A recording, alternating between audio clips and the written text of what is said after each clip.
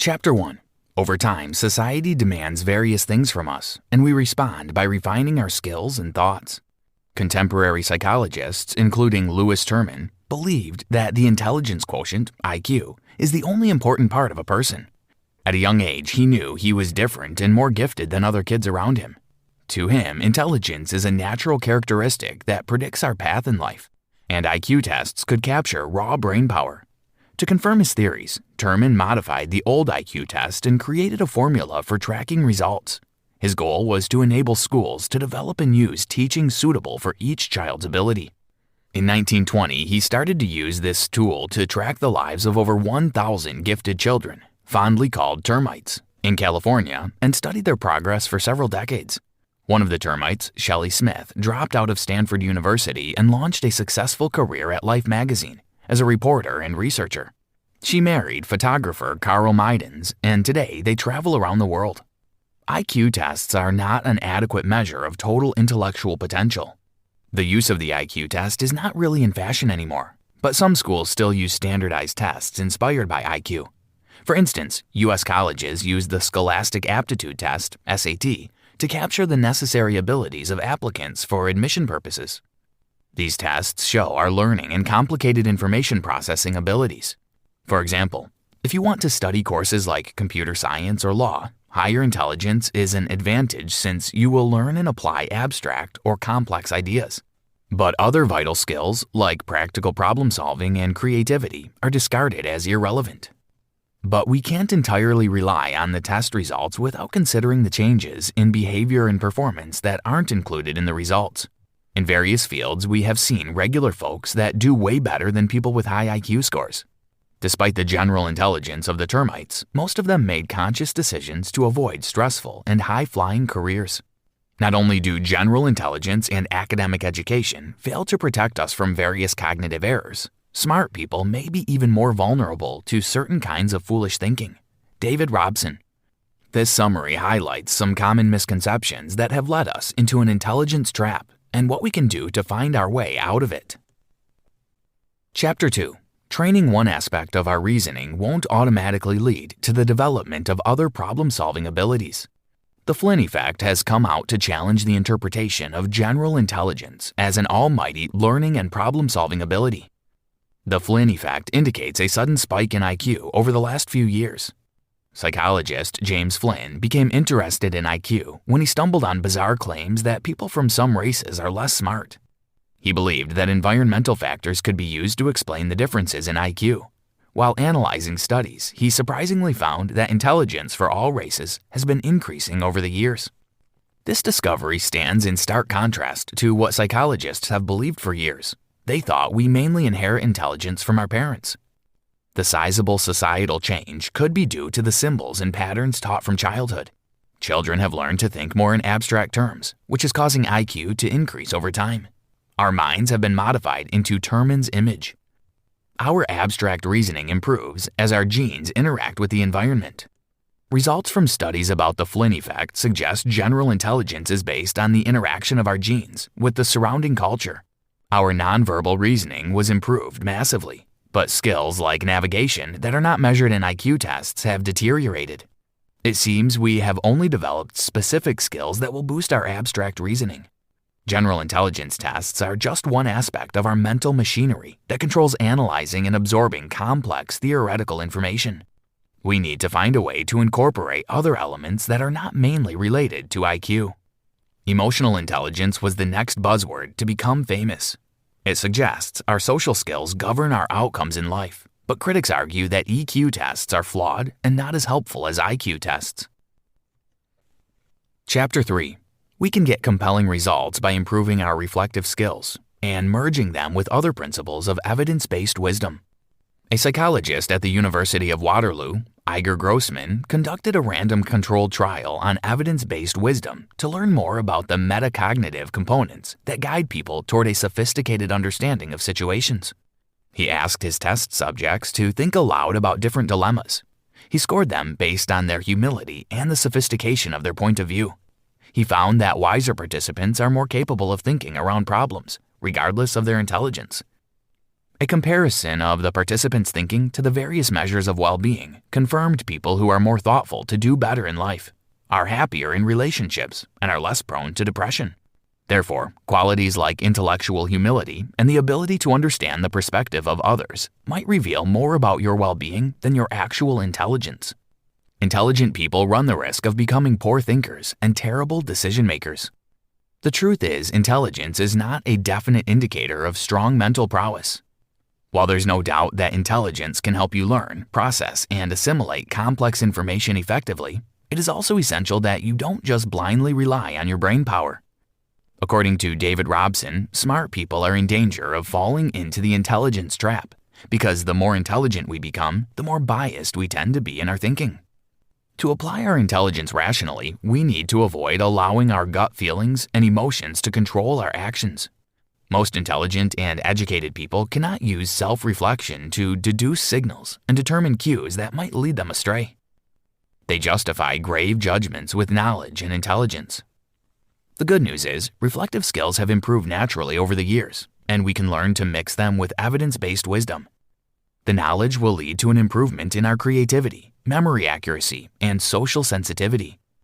To speed up the learning process, one can practice mindful meditation, training the mind to pay attention to the sensations in your body and reflect on them without judgment. Doing this can help to de-bias our decision-making and improve our intuitive instincts. We get caught in the intelligence trap when it is hard to think past our readily accessible feelings and ideas, so we need to step into a vision that differs from the world around us. Chapter 4. Modern psychologists have discovered that curiosity is way more essential to development than general intelligence. Let's go back to the late 1920s. Termites, Lewis Terman's geniuses, were commencing their studies at high school. A boy named Richard Feynman was fiddling with things in his home lab in New York. He was above average, but his IQ of 125 was way below that of termites in California, so he never got within the radar of Terman. He was fond of building projects and doing experiments, even though most experiments often fell short of his plans. Richard once set fire to his waste bin while trying to poke holes in a paper with sparks from an ignition coil. Richard Feynman kept learning and stretching his mind with math exercises. He went on to complete his degree at MIT. He transformed the field of quantum electrodynamics and is known as one of the most popular physicists of the 20th century. His persistent analytical mind made him learn and apply himself to various fields like art, genetics, foreign languages, etc. The story of the termites has made it clear that general intelligence will fail if there is no development of the initial potential. Most of the termites started with a natural advantage, but many did not capitalize on it. Richard Feynman claimed to have begun with limited intelligence, which he used productively and continued to develop throughout his adulthood. People with a high level of curiosity can learn and retain material for longer than other people. Psychological studies on personal development and learning have begun to observe a surprising merge with the theory of evidence-based wisdom. These studies found that mental habits and cognitive qualities might determine if we can flourish like Feynman. Stretching our minds will improve learning, maximize potential in the face of new challenges, and provide solutions to our one-sided thinking and mental laziness, all of which add to the intelligence trap. Chapter 5. Modern psychologists have found that curiosity trumps general intelligence when it comes to our development throughout childhood, adolescence, and beyond. According to child psychologists, the need-to-know-more attitude is a basic innate hunger or drive. We know that curiosity is crucial to our first stage of development, but we don't know more than that due to practical difficulties. No specific standardized tests exist for this age group. No psychologists have to focus on unrelated indicators. So, to observe curiosity in kids, one can study their number of questions, how they interact with the environment and their toys. However, in adults, one can use behavioral tests or self-reported questionnaires. For general intelligence to truly flourish, it needs to complement curiosity. Most studies on curiosity looked at its effects on learning and memory, showing that a person's curiosity can reveal the amount of material remembered, the depth of understanding, and how long the material is retained. Therefore, highly curious people find it easier to remember facts than other people. Curiosity is contagious, and it's very difficult to encourage curiosity in kids if you don't have any experience of curiosity in your own life. Susan Engel. Brain scans showed that curiosity, which is a sort of lust or hunger, leads to activating a network called dopaminergic system. The neurotransmitter dopamine is responsible for our desire for sex, drugs, or food. It also reinforces long-term memory storage in the hippocampus, which is why curious people feel motivated to learn and remember more.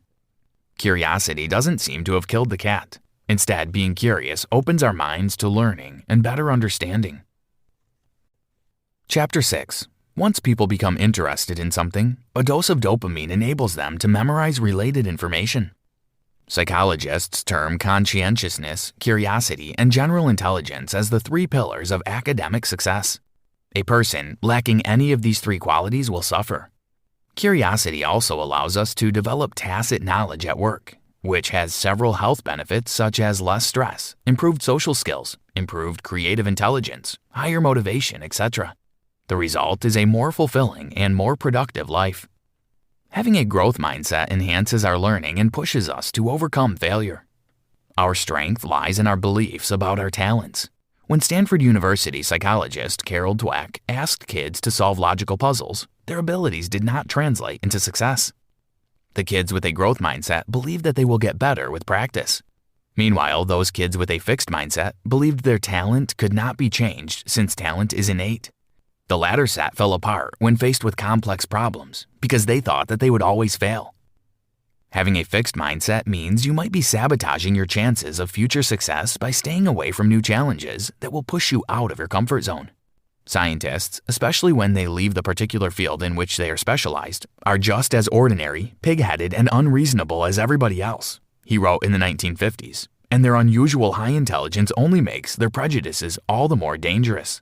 David Robson. Regardless of general intelligence, a growth mindset and curiosity can change the course of our lives by improving our learning and overcoming failures. So start boosting your curiosity by pinpointing your knowledge gaps to create a relevant mystery awaiting a solution. Did you know? In a landmark study, American psychologists Nancy H. Leonard and Michael Harvey discovered that showing a genuine interest in other people's needs and things around us improves social skills and boosts emotional intelligence. Conclusion. Most of us believe that intelligence is synonymous with good thinking, but it's not. Someone might be intelligent and yet incapable of deep, rational thinking. The conventional school of thought is that skills like factual recall, analogical reasoning, and vocabulary are excellent indicators of innate general intelligence. And so, we believe that people who are proficient in these abstract skills are also great at problem solving, creativity, and decision making. In essence, according to these criteria, the smarter you are, the more astute your judgment. However, thanks to many studies in psychology and neuroscience, it is now becoming more apparent that there are some serious problems with these assumptions. Having high general intelligence doesn't shield us from cognitive errors, and the smarter we get, the more vulnerable we become to a myriad of foolish thinking and cognitive biases. Highly intelligent and educated people don't often learn from their mistakes or consider other people's points of view. Even when their mistakes have reverberating consequences, they can sting up elaborate arguments to prove their point and justify their reasoning. And the more they get excessively confident in their expertise, the more they become dogmatic in their views, and the bigger their bias blind spot becomes. The intelligence trap is a phenomenon that concerns everyone. As a society, some of our thinking has been appreciated while some has been neglected. To accept further learning and reasoning methods, we don't need to cast aside our general intelligence or learning of factual knowledge and expertise. Encouraging people to classify their problems, explore alternative perspectives, identify flawed arguments, and visualize different event outcomes will boost their overall ability to learn and understand new material, thus prompting them to think more wisely. Furthermore, the principles of evidence-based wisdom can motivate anyone to use their potential maximally. Try this. Take a reflective approach to your problems. Think of a recent situation or event that made you upset. Take a step back and describe the situation to yourself. Attempt online IQ tests along with EQ tests to get a better understanding of your skills. Make wiser decisions by working continuously on different types of intelligence.